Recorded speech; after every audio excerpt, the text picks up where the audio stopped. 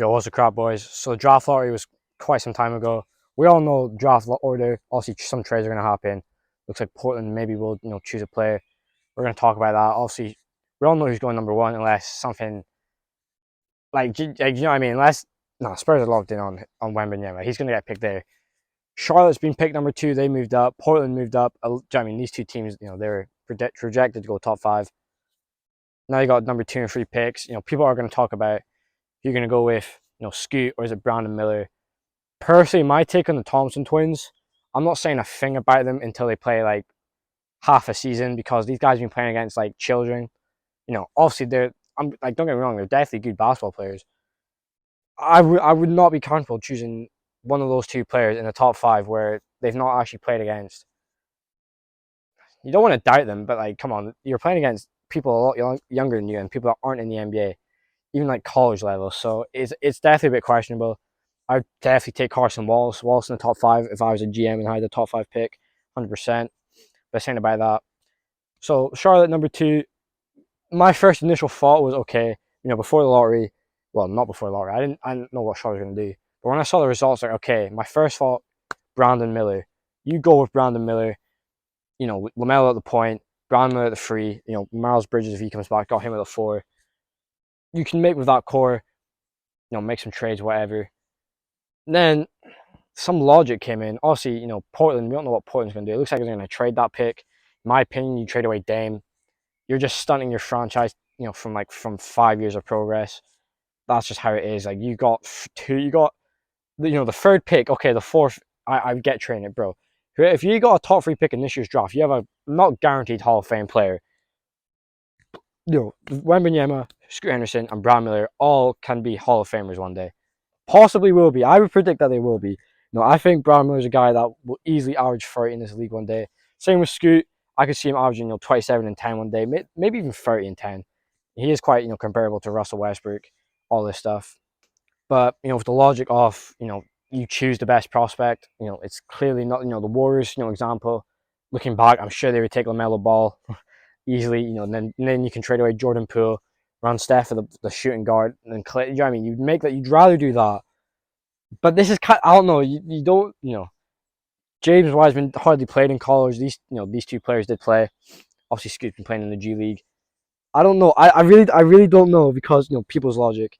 Yeah, if you're stuck to choose between the two of them, you can just trade one. Like, why would you not take Brandon Miller so you don't have to trade? What if that trade return package isn't good and we look back?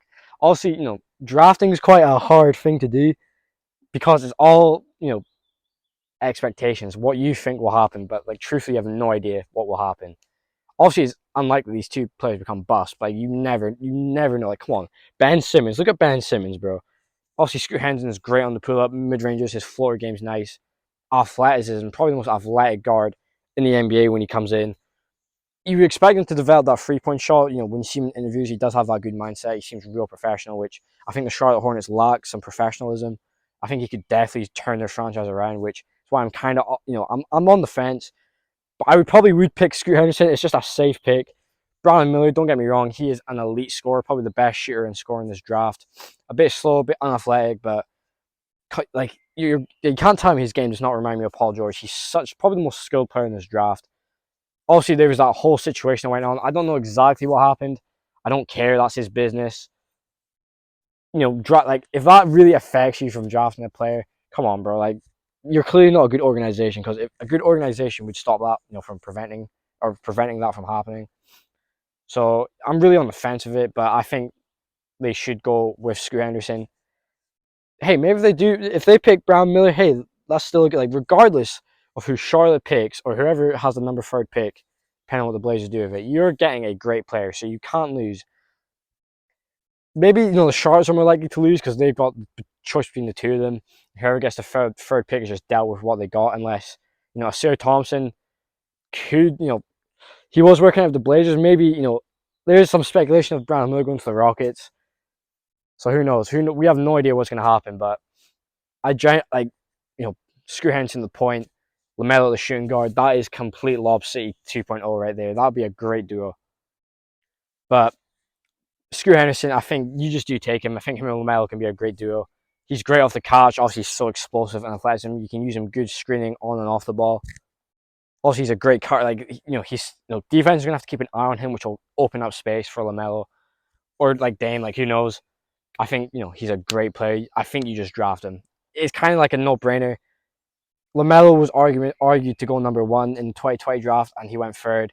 Scoot has an argument. Like, Scoot definitely, obviously, like Wembanyama. Only thing Scoot has over Wembanyama is injury concerns, and even with Scoot's game, could even make him injury prone. Westbrook was kind of Iron Man. Brandon Miller's, in my opinion, the safest pick, but who knows? But Brandon Miller as well is not a bad pick. Like I said, elite shooter. Can guard 1 to 4, not 5. Good playmaker on ball and all that stuff. Could be a great, spot up shooter. Good pick and rolls from LaMelo. That'd be a godly pick and roll. And you can obviously grab rebounds. He's quite a big player.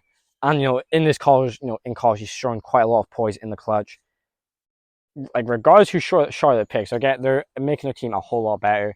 Now with Portland, this is a no-brainer. Like, I don't care. Why would you build around Dame? Trade Dame. I don't know who you could trade him to. Really, I don't know. That's not my job. You need to. This is a no-brainer. This is a no-brainer. Even pair, like, come on, pair, like, at least just pick Brandon Miller, pair him up. Because, like, a Siakam package, like, nah, that's not going to work. But obviously, draft night's coming up after the finals. We'll see who gets picked.